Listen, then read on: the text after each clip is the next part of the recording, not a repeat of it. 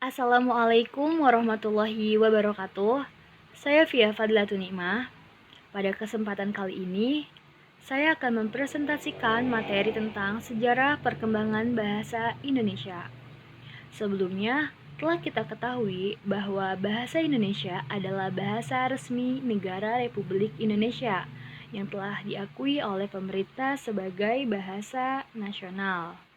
Namun, pada era globalisasi sekarang ini mendorong perkembangan bahasa secara pesat, terutama banyaknya bahasa asing yang datang dari luar, seperti bahasa Inggris. Oleh karena itu, mari kita bahas mengenai sejarah perkembangan bahasa Indonesia. Pada slide pertama, saya akan menjelaskan apa itu bahasa. Kata bahasa berasal dari bahasa Sanskerta, yaitu basa, yang berarti kemampuan yang dimiliki manusia untuk berkomunikasi dengan manusia lainnya menggunakan tanda, yaitu kata dan gerakan. Secara umum, bahasa adalah suatu alat komunikasi yang dimiliki manusia untuk menyampaikan pikiran, gagasan, konsep, dan perasaan. Dengan menggunakan bahasa, manusia dapat mengungkapkan apa yang ada di pikiran mereka. Dengan menggunakan bahasa, manusia dapat membuat sesuatu terasa lebih nyata dan terungkap. Pentingnya bahasa sebagai identitas manusia tidak bisa dilepaskan dari adanya pengakuan manusia dari pemakaian bahasa dalam kehidupan bermasyarakat sehari-hari. Oke, selanjutnya slide kedua. Kapan lahirnya bahasa Indonesia? Telah kita bahas sebelumnya pada pembukaan bahwa bahasa Indonesia adalah bahasa resmi negara Republik Indonesia yang telah diakui oleh pemerintah sebagai bahasa nasional. Bahasa Indonesia lahir pada tanggal 28 Oktober 1928 dalam peristiwa Sumpah Pemuda. Pada peristiwa tersebut, isi Sumpah Pemudanya berbunyi, "Kami putra dan putri Indonesia menjunjung bahasa persatuan bahasa Indonesia." Oleh karena itu, bahasa Indonesia dinyatakan sebagai bahasa nasional. Bahasa Indonesia dinyatakan kedudukannya sebagai bahasa negara pada tanggal 18 Agustus 1945. Pada saat itu, Undang-Undang Dasar 1945 disahkan sebagai Undang-Undang Dasar Negara Republik Indonesia. Di dalam Undang-Undang Dasar 1945, pasal 36 menyebutkan bahwa bahasa negara adalah bahasa Indonesia. Selanjutnya, slide ketiga, yaitu sejarah bahasa Indonesia pada masa prakemerdekaan. Bahasa Indonesia berasal dari bahasa Melayu. Pada zaman Kerajaan Sriwijaya, bahasa Melayu digunakan sebagai bahasa penghubung antar suku di Indonesia dan sebagai bahasa yang digunakan dalam perdagangan dalam Indonesia dan dari luar Indonesia. Bahasa Melayu berfungsi sebagai bahasa kebudayaan, yaitu bahasa buku-buku yang berisi aturan-aturan hidup dalam sastra. Dan yang kedua, bahasa perhubungan antar suku di Indonesia. Yang ketiga, bahasa perdagangan, baik bagi suku yang ada di Indonesia maupun pedagang yang berasal dari luar Indonesia. Dan yang keempat, bahasa resmi kerajaan. Bahasa Melayu cepat menyebar ke seluruh pelosok Indonesia serta semakin berkembang dan bertambah kokoh keberadaannya karena bahasa Melayu mudah diterima oleh masyarakat sebagai bahasa penghubung antar suku, antar adat, antar pulau, antar pedagang, antar bangsa, dan antar kerajaan. Perkembangan bahasa Melayu ini mempengaruhi tumbuhnya rasa persaudaraan dan rasa persatuan bangsa Indonesia. Maka dari itu, para pemuda Indonesia yang tergabung dalam pergerakan secara sadar menjadikan bahasa Melayu sebagai bahasa Indonesia yang menjadi bahasa persatuan untuk seluruh bangsa Indonesia.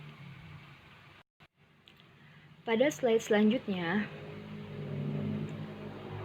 apa saja faktor-faktor yang menyebabkan bahasa Melayu menjadi bahasa Indonesia? Di sini ada 4 faktor yang menyebabkan bahasa Melayu menjadi bahasa Indonesia. Yang pertama yaitu bahasa Melayu sudah merupakan lingua franca di Indonesia, bahasa perhubungan dan bahasa perdagangan.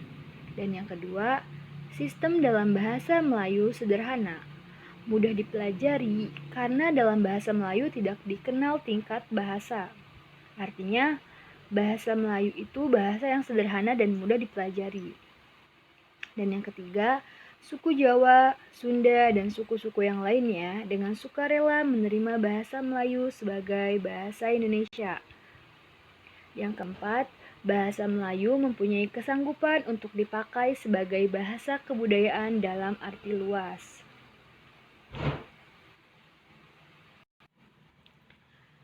Bahasa Melayu pula digunakan sebagai bahasa Kesultanan Malaka yang disebut bahasa Melayu Tinggi. Lalu pada abad ke-19, bangsa kolonial Hindia Belanda menganggap bahwa bahasa Melayu dapat digunakan untuk membantu administrasi bagi kalangan pegawai pribumi. Oleh sebab itu, bahasa Melayu diangkat menjadi bahasa Indonesia.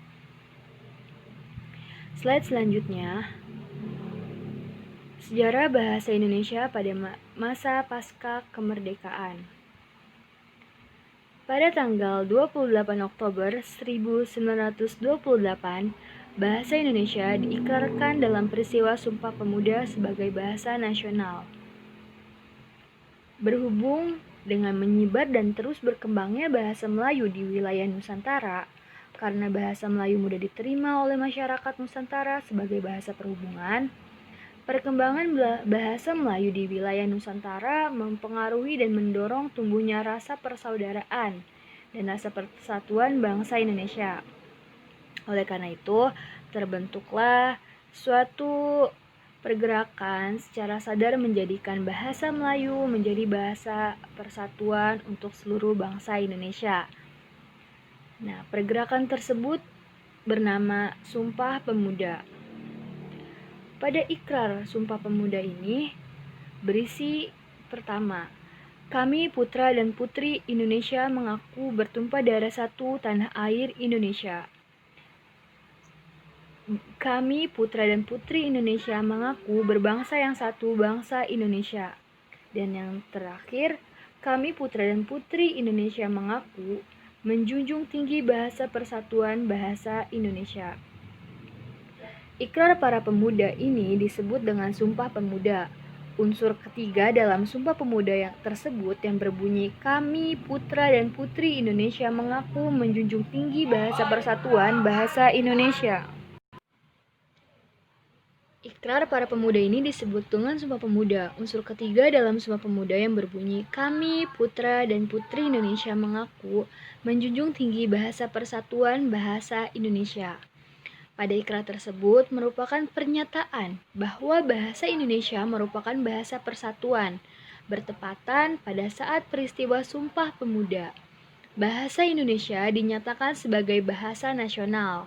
Bahasa Indonesia dinyatakan kedudukannya sebagai bahasa negara pada tanggal 18 Agustus 1945, di mana pada slide yang tadi sebelumnya sudah dijelaskan. Lanjut, peristiwa-peristiwa yang mempengaruhi bahasa Indonesia. Yang pertama, peristiwa Budi Utomo. Pada tahun 1908, Budi Utomo merupakan organisasi yang bersifat kenasionalan yang pertama berdiri dan tempatnya kaum terpelajar bangsa Indonesia. Dengan sadar menuntut agar syarat-syarat untuk masuk ke sekolah Belanda diperingan.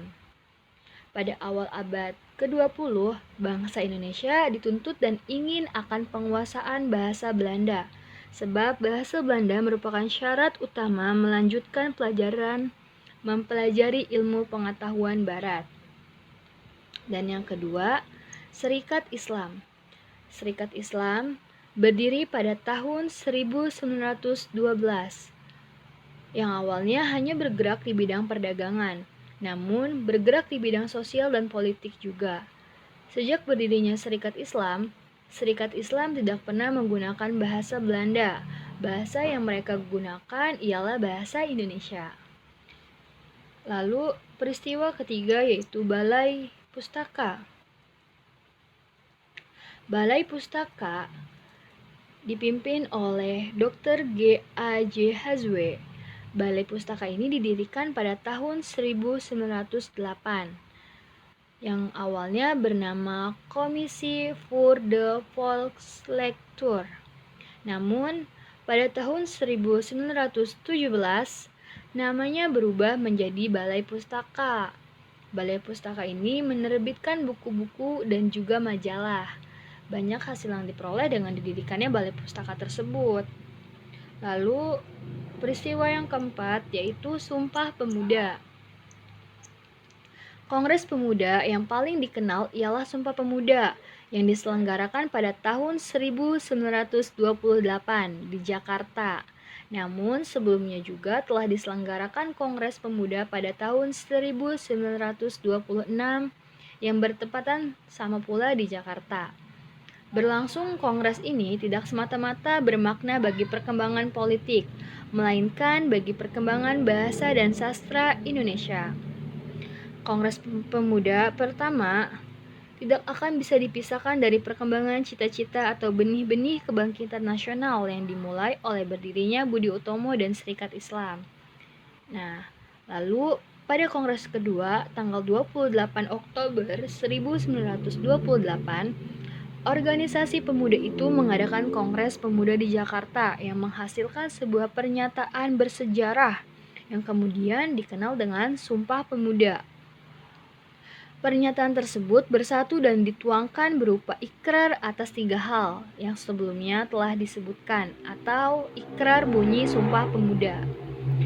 Negara, bangsa, dan bahasa yang satu dalam ikrar Sumpah Pemuda.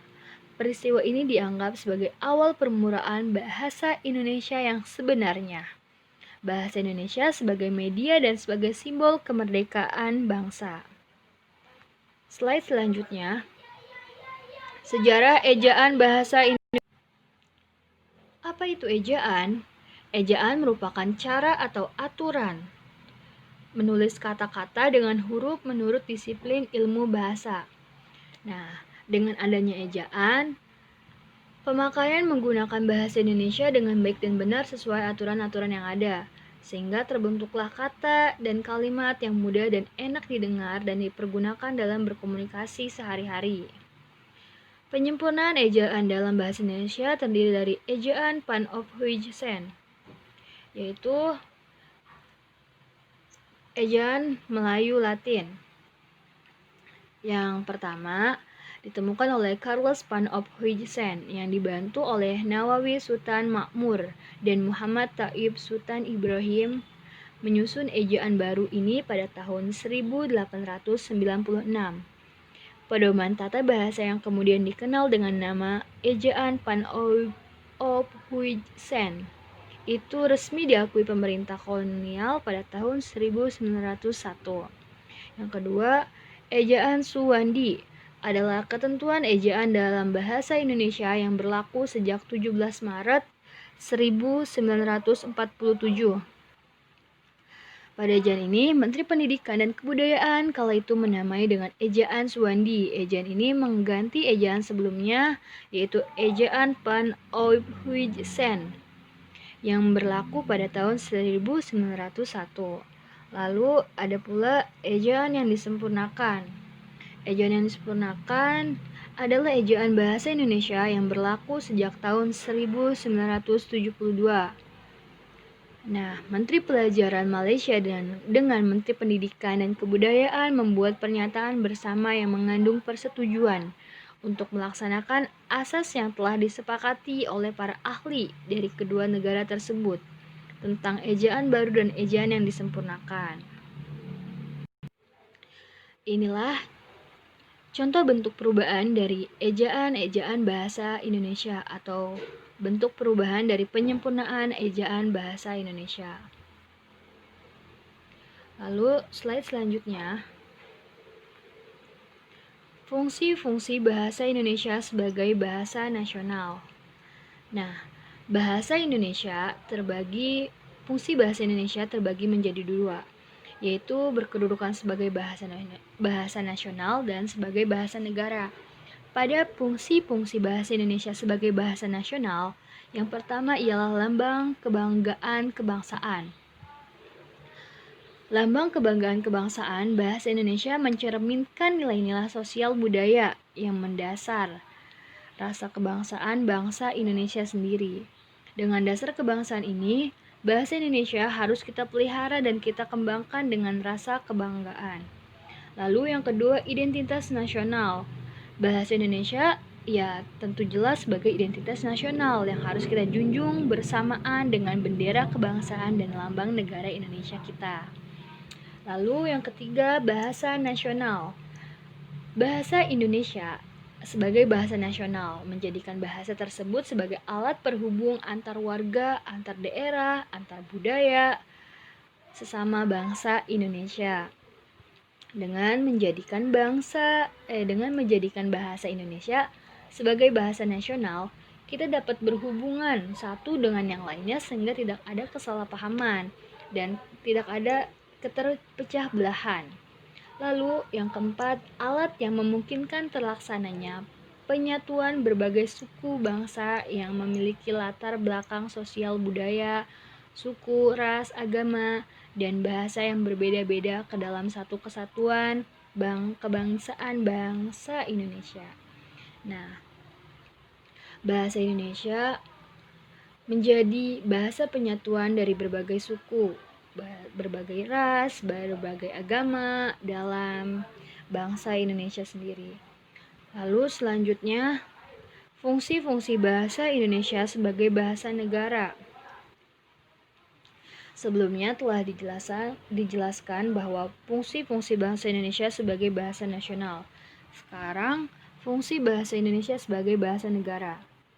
Bahasa Indonesia berfungsi sebagai bahasa resmi kenegaraan yang dipakai di dalam segala kegiatan kenegaraan, upacara, dan peristiwa lainnya yang terdapat di dalam kenegaraan sendiri. Lalu yang kedua, bahasa pengantar di dalam dunia pendidikan. Sebagai bahasa pengantar di lembaga-lembaga dunia pendidikan dari awal taman kanak-kanak hingga perguruan tinggi. Nah, pada fungsi yang kedua ini, bahasa Indonesia dijadikan sebagai bahasa keseharian dalam dunia pendidikan. Lalu yang ketiga, alat perhubungan pada tingkat nasional untuk kepentingan perencanaan dan pembangunan. Dalam fungsi ini, bahasa Indonesia bukan hanya digunakan sebagai alat komunikasi antar pemerintah dengan masyarakat luas, tetapi sebagai alat perhubungan di dalam masyarakat. Lalu yang keempat, alat pengembangan kebudayaan nasional. Ilmu pengetahuan dan teknologi dalam fungsi ini, bahasa Indonesia adalah satu-satunya alat untuk membina dan mengembangkan kebudayaan nasional sedemikian rupa, sehingga memiliki ciri-ciri dan identitas sendiri yang berbeda dari kebudayaan daerah. Pada kesimpulannya, bahwa fungsi bahasa Indonesia adalah bahasa persatuan bahasa Indonesia yang menyatukan berbagai pada kesimpulannya, bahwa fungsi bahasa Indonesia adalah bahasa persatuan bahasa Indonesia yang menyatukan berbagai macam suku, bahasa, budaya, ras, dan agama dalam bangsa Indonesia sendiri. Dilihat dari fungsi bahasa Indonesia tersebut, berkembangnya zaman, fungsi bahasa Indonesia telah bertambah besar. Bahasa Indonesia berfungsi sebagai bahasa media bahasa media massa cetak maupun elektronik yang mengharuskan memakai bahasa Indonesia pada zaman sekarang. Terima kasih, saya kira cukup pada kesimpulan kali ini bahwa bahasa Indonesia adalah bahasa resmi negara Republik Indonesia yang telah diakui oleh pemerintah. Oke, saya kira cukup. Terima kasih atas perhatiannya. Kurang lebihnya mohon maaf. Saya akhiri. Wassalamualaikum warahmatullahi wabarakatuh.